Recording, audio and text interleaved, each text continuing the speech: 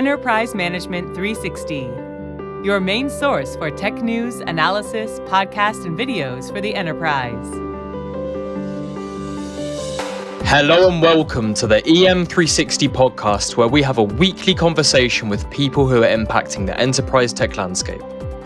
My name is Matt Harris, editor here at EM360. In today's episode, I'm joined by both John Appleby, CEO at Avantra, and Nick Miletich, CTO at Managecore, and we're going to talk about AI ops and using hyperautomation to grow your business. Guys, welcome to the show. Thank you. Thanks. Absolute pleasure. Yeah, pleasure to have you both. Nick, John, could you both just tell us a little bit about who you are and what you do? So, my name is Nick Miletich, CTO at Managecore. Been in the industry going on 19 years, in really the tech industry as it relates to SAP. I focus on mostly the technology stack in hosting SAP and managing SAP, what we would call the basis platform. And in addition to that, the hosting platforms, and really focusing and evolving into the cloud stack. So the public clouds, the hyperscalers, such as Google Cloud, Azure, AWS. A little bit about Managecore as well. We are a managed services firm that handles the project work to migrate clients into public clouds, in addition to then supporting them ongoing from both a SAP basis standpoint and a public cloud standpoint. So really an all-encompassing solution for our clients. No, John Appleby, I'm CEO of Avantra. We are the SAP IT operations company. So our focus is on how do we, make SAP a great experience for customers and consumers. How do we automate all of that work, which is previously, done manually? How do we improve reliability, security, agility within the SAP environment? Nick, if I remember right, we kicked off our relationship before I was actually even at Avantra. It was in 2018. I joined in 2019. But I guess what brought us to have a conversation in the first place? You guys were just starting up at the time, right? Yeah, absolutely. We had just started up in the late teens, 2016, at Managecore, and we had tried to figure out, as we're starting out, how can we do more with less? But not only that, is how can we provide technology to our end users that just wasn't in the market at the time? SAP tends to be a robust platform, but with robustness comes challenges, right? It is a platform that requires a lot of care and feeding. And a lot of that work, we felt like there had to be something that could automate it. And I think that's really the challenges we were facing was around finding the capability of a product that could automate the tasks that we would generally have to, hire for, but provided not a lot of challenge to consultants, as they join Managecore. They want to be challenged from a technology standpoint and want to work on exciting things. And some of the things that we do, inherently aren't that exciting. But also, how can we provide this information, this technology to not only our consultants, but our clients? It is really unheard of in the industry to be able to provide a platform where our clients can log in and take a look at all the different metrics around their system, and then all the automation capabilities that we can provide out of this tool set. And that was really the key challenge. How do we encompass all of that into a software product that we can deploy at our clients and really break ground in the SAP industry, the SAP ecosystem, to be able to do that? I always remember a meeting I had with Hasso Plattner, SAP chairman, for those that don't know. And he expressed frustration around, and this was probably 8 years ago or even 9 years ago, 2013, 2014, that he's like, why are we still paying €1,000 a day for a basis consultant to do these manual tasks? Why does that even exist? And I quit back at him. I said, well, Hasso, it's 2,000 a day now. There's been inflation since you last looked. And he wasn't super happy about that. But I guess the sort of follow-up question I have in that is, did you guys know when you created Managecore that you were building something different? Because I see something fundamentally different in Managecore's business. And, you've got version 1 of Application Technical Managed Services, which is basically an outsource agreement where you pool some resources and you do the same stuff, but it's outsourced. But you guys are a second generation service provider, right? Because you built tech to automate those things and put really smart people. Did you do that from the outset, or was that the goal and the vision, or did it morph into that as you realized? So I think the answer is a little bit of both, but on the onset, really what we tried to do was say, how do we become a better managed services platform and give more back to the SAP community when it comes to managing from a basis perspective, right? We wanted to figure out and kind of crack that code to say, how do we use automation and how do we use technology to better what we do? Because it admittedly is not glamorous to log into these systems and look at certain metrics, and it always isn't only a certain point in time. And so we did set out from the onset. Now I think what we found in Avantra was the capability to be able to accelerate that. There's a lot of technology we knew Avantra had, which is the reason you went with the platform, but then the ability to customize it to our needs, I think accelerated, to your point, John, really Managecore 2.0 to provide that in a quicker method and right out of the gate, be able to give our clients what really the industry, I felt like, has been missing all these years. And still is, by the way, by and large. I mean, that there are very large businesses that still operate essentially on this day rate model where they're focused on how many bodies do I have in an account? What do I bill on a daily basis? How do I make, how do I maximize that? But moving on, and we talk about hyperautomation. I'll take a second to explain that, because I think a lot of people don't understand what it is. And hyperautomation is really simple, which is we're going to think about our business as a collection of connected business processes, and we can imagine a semantic map of that, and that's going to include, for most organizations, procure to pay, order to cash, hire to retire, and whatever else. And we see that as one thing. And then we say, right, now what are the opportunities within that to make that an automated set of processes rather than a bunch of things that require you to move something from A to B. And so I kind of think of Managecore as being a hyperautomation service provider. I know it's not exactly how you guys describe it, but it's just how I think of it.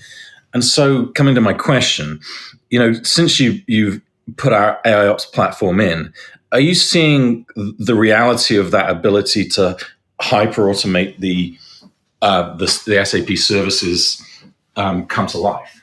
Yeah, absolutely. I think from the inception of using Avantra, we had a vision in mind to say, can we handle and tackle some of the mundane tasks that we generally would have to hire for that people really don't want to do to begin with? And I since morphed that into, even over the past, I'd say 5 years, just the evolution of what we do in general, right? The consultants that come on board to Managecore, they want to be challenged. And I do a lot of interviews to hire, and everyone wants to be challenged. They want the latest and greatest technology. They want to be able to work on that. And we took that and kind of wrapped it all together and said, what can we do with Avantra to allow for that? And we've seen it in spades with what we're doing here.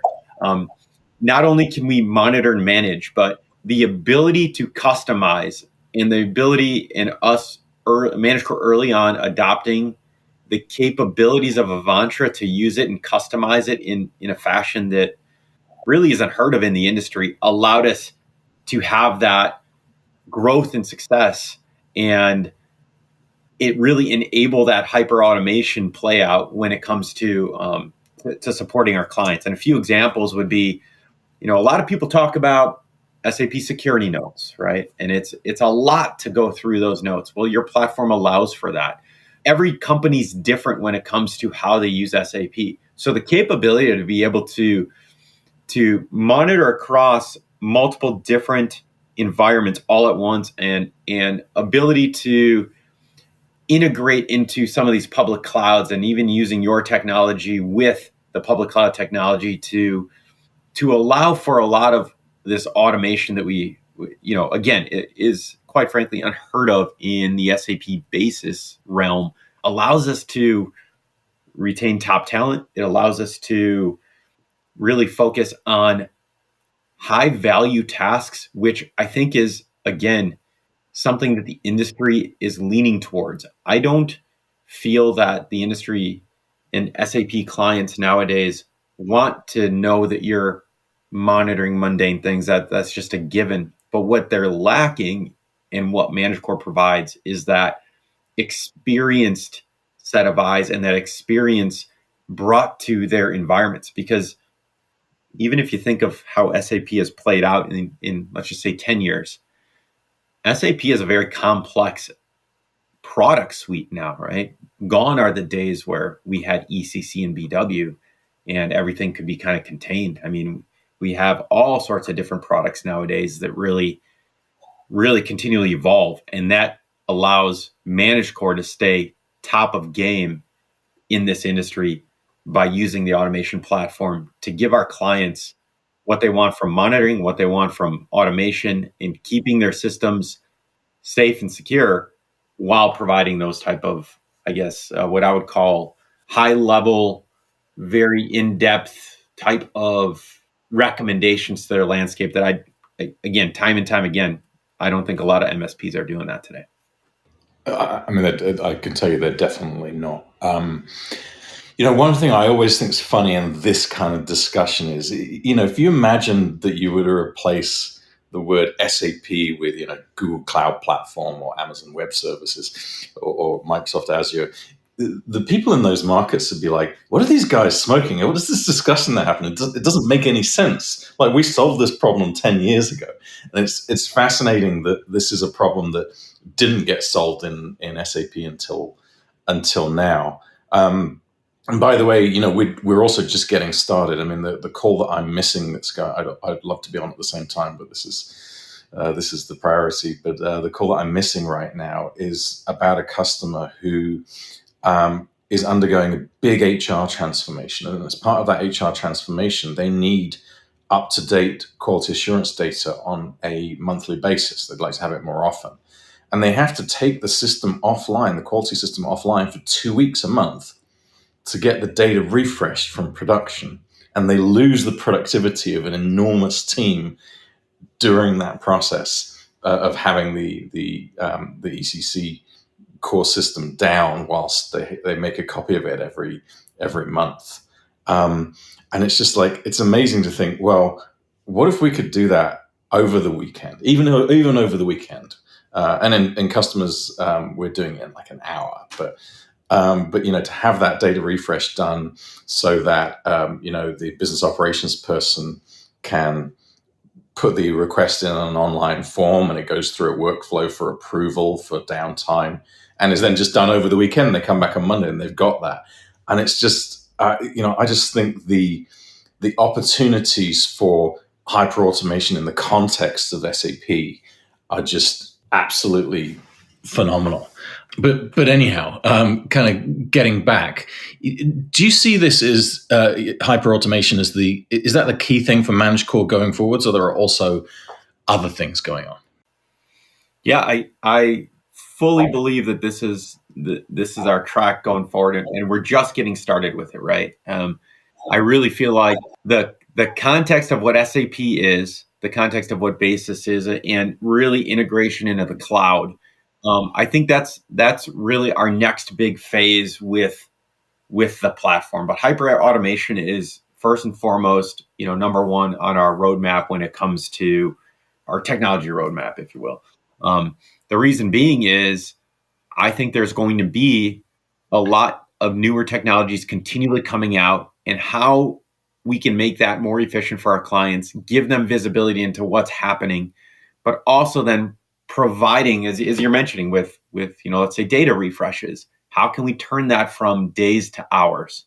And we're always looking for what we would consider our top offenders of time and trying to minimize that with automation. And that could be, as I mentioned earlier, SAP security notes. I mean, it is mildly painful to go through those, especially with clients that have not done it before, right? There's a lot of notes to go through. Well, we can automate that with Avantra. We can automate simple things like kernel patches, and those type of things have been items that have come to light more so in the last, I'd say, 5 years, as more compliance is first and foremost in a lot of people's minds. You get a lot of mergers and acquisitions, and all those type of companies require some level of keeping up to date. And then we have, just standard cybersecurity. It's just become more and more prevalent. So there's been more focus on things like that. Well, I guarantee you, because we've seen it in the industry, a lot of people haven't been keeping up with that. With Managecore, we've been able to do that with the product, right? With Avantra, I can keep up to speed. I can keep up to date. And continuing that trend, if we were to say, what's Managecore's next 12 months look like when it comes to hyperautomation, it'd be really focusing in the clouds now. We've done some great things with Avantra as it relates to integration into these public clouds. So now we can shift the hyperautomation to kind of meld together with SAP and the cloud. So what I mean by that is, let's say we have to automate the spin up of servers because there are a lot of work processes that are occurring in CPUs 90%, and it's affecting and impacting the ability for clients to be able to log into their SAP system. I can run cloud commands now to be able to spin up additional servers to mitigate that, so that we don't have outages, right?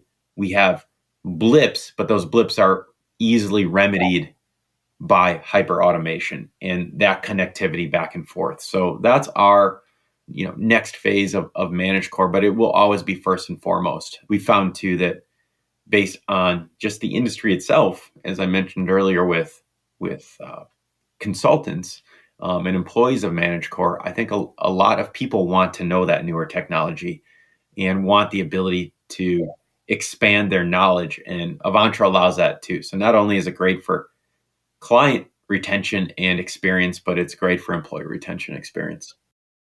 Yeah, and tell me to shut up if I'm asking too much. But if I understand it correctly as well, probably the other big change that's going on in Managecore right now is you guys now have the size and scale, maturity of hyperautomation platform and all of that stuff to onboard much bigger customers, right? Because at the beginning, you guys were very much focused on the mid-market segment, but that's changing.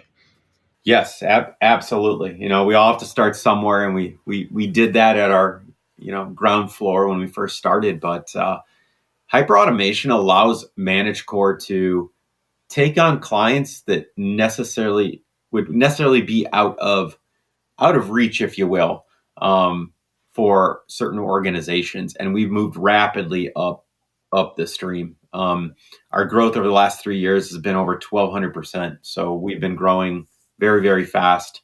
And that growth is definitely attributed to the capabilities that we can do with hyperautomation. And it allows us to rapidly deploy and onboard clients that would have taken months otherwise without automation. So we are definitely moving upstream and have a lot more clients now that generally, 6 years ago would have been out of reach. And that automation has helped with that.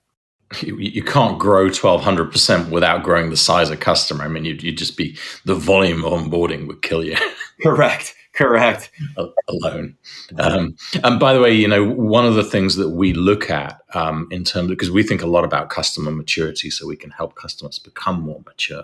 And one of the things we look at is the ratio of systems under management or servers under management to operators within the Avantra system. And you would not believe. I'm not going to disclose all the details, but you would not believe the variance in that, even amongst our customer base, let alone against the benchmarks of those that are not using our software. But you guys rank right up there, at or near the top in terms of just the fewest number of people for given the number of systems you have. It's quite impressive. Yeah, thank you. I mean, that was our goal and onset as we started Managecore, and I attribute that to the abilities to automate and the skill set of the consultants we hire. I think if you hire the right people and you automate and put a focus on it, right, it's very easy to buy a product, to deploy a product, and to let it sunset itself out. And if you go in that method, you will never be able to gain the full capabilities of that product. And we have just stuck with it and have really grown the product while scaling minimally from an employee standpoint. Yeah, it makes sense. And what's next for you guys along the hyperautomation journey? What are the next priorities? Is it some of the stuff we talked about, or is there stuff that we need to build for you? Yeah, I know some of the stuff we've talked about. I know we're working with you to really get engaged in the cloud in 22 and going into 23. We really want to focus on how we can integrate SAP and the cloud using Avantra, and really getting that single pane of glass and getting that automation configured. And in addition to that, we've been doing really listening to the market, right? A lot of the market drives what we do. And we feel as we move upstream in clients and their size, and as we hear even smaller clients say, we try to take a lot of that feedback continually with our meetings with our clients and say, what's the next roadmap for what we do here at Managecore? And some of the items, that we've been doing is trying to think of out of the box ways to use Avantra. And one would be, how do we perform audits using Avantra, right? I know the tool set has capabilities to dig into a lot of different areas, but our clients, as they get larger, they want to understand, how are you meeting their SOX requirements? How are you meeting their audit requirements? And we can use Avantra to do that. And we are now. We've developed that over the last several months and are using Avantra in areas like that. So it really is driven by our growth, but it's also driven by what our clients want. And I know your recent deployment or patch level, we have the capability to now do refresh automation to an extent. So we're heavily working with your team to get that going as well, to be able to also provide additional value and try to be first and foremost in sync with what you guys are doing, so that we can take advantage right out of the gate for functionality that you guys deploy as well. So it's going to be a lot more automation, a lot more into the cloud, and really focusing on security would be the next aspect of it, I think, into 23. Yeah, I mean, one thing that's on my mind is, to what extent, you've got this no-ops movement, which it's just a buzzword, but I do wonder, to what extent can we put the control of these systems, into the people who are responsible for them? You gave the great example, kind of auto scaling. So, you're doing a new product launch, and then all of a sudden you find that you're on, the retail side, you're getting hits down into available to promise to find availability. Your R3 system or your S4 system starts to slow. You should be able to then notify out through workflows out to the person and say, hey, you've got a problem. You're running out of capacity. Do you want to authorize this spend of, $10,000 on 3 additional AWS dialogue systems to allow you to improve the response time? Yes or no? Yeah, you approved it. Bam, out it goes to the automation engine. We spin up the cloud systems and the response time improves. They get a notification, problem solved. Do you think that's something that customers want? Is that real? I think it's coming.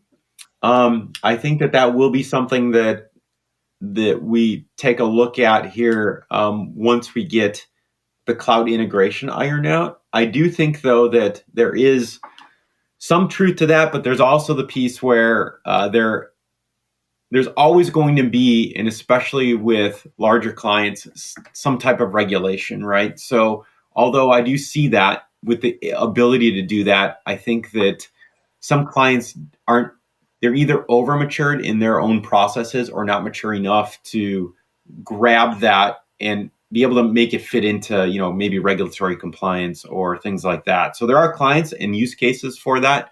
But I can also see areas where likely won't be able to do that because, you need approval, right? You need approval somewhere else. It can't just be a click of a button. So I think there will be the time and place for that. But I think that it's probably a few years out. I would say more so on the back end. So maybe as you automate, let's say the refresh process, right? That in general doesn't take more money or require some compliance hoop to jump through because it's within, a quality system. So being able to click a button and say start a refresh on the client side, I could see that coming in short order and working your way towards, other bigger things like deploying servers. Yeah, and we've got customers that are doing that already, by the way. And what they've actually done is a little bit interesting. They put it in the hands of the business operations team or the business IT operations, so not basis, but the people that run the 24/7 operations. And so they take requests in via service management in from the business saying, hey, I need this data refreshes. They provide a level of sanity and get the approvals, and then they kick it off. But there is then no SAP team involved in that, which is really interesting. But we're running on anyway, and we're about 30 minutes in, which is a good time. Is there anything I missed? I know I jumped around a little bit, but any key things I missed? I don't think so. Maybe I could ask you a question. I mean, where do you see the roadmap for hyperautomation going? Is it from an Avantra perspective? We're just always, we think of, as I said, these set of business processes that run the business. And obviously, we don't think about that broader set of business processes for the broader business. That's the domain of businesses like Solonis and Signavio and even SAP. We're thinking about, obviously, the SAP IT portion of that. And so we're constantly thinking, what are those processes that are going on? What's happening within the IT management space for SAP? And, where are the opportunities? And what I can tell you is that with our, we've built this automation engine, which can really do anything now with our Avantra 23 release. It's really cool. It's coming very, very soon, mid-October. And we'll talk about that some more. But with the maturity of that engine, we can do almost anything. And we can't keep up with the ideas that people have got. Because the moment you do a data refresh, I mean, okay, that's great. But now, all of a sudden, we've got to obfuscate.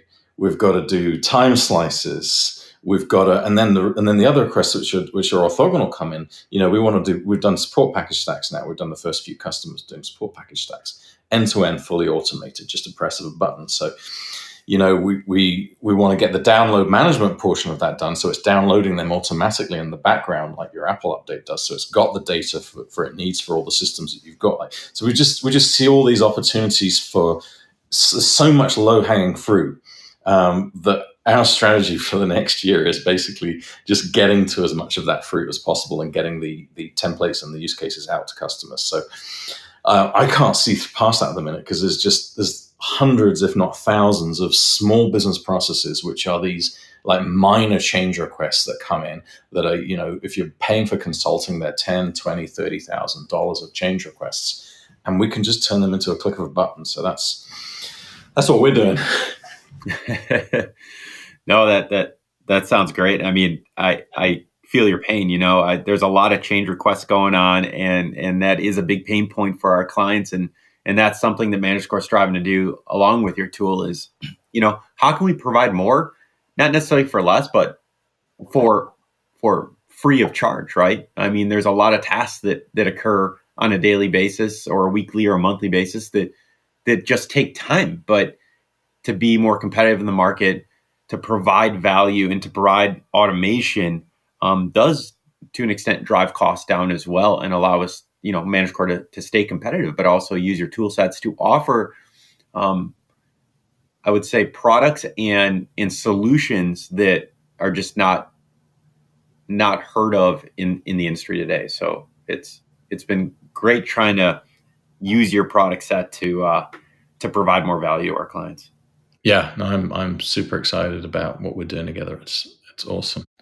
Yeah, absolutely. I mean, I definitely think our audience are going to have quite a few things to take away from this, especially in the sort of like world of automation, how customers, can really get their like teeth stuck into this kind of like new part of their business moving into it. So thank you both for coming onto the show today. Absolutely. Thank you. Yeah, appreciate it. Thanks so much. And thank you to everyone who listened to our conversation as well. If you would like more information on what we discussed today, make sure you head on over to both www.avantra.com and managecore.com as well.